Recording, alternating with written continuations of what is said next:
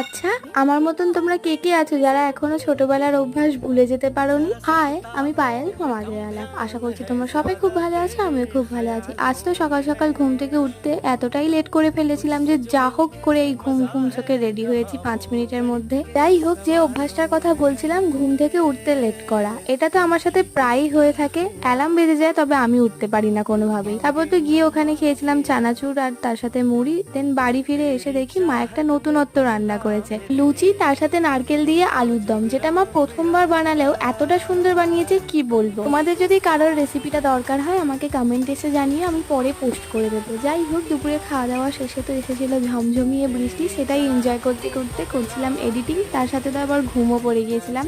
আবার সন্ধ্যেবেলা দেখা করলাম তোমাদের সাথে, এই তো পাশের বাড়িতেই যাব পড়াতে। পড়িয়ে এসে খেয়েছিলাম ডাল পুরি, তার সাথে ওই নারকেল দিয়ে আলুর দম। আজকের ভিডিওটা এইটুকুই, দেখা হচ্ছে আবার কাল। Love you all, good night, by.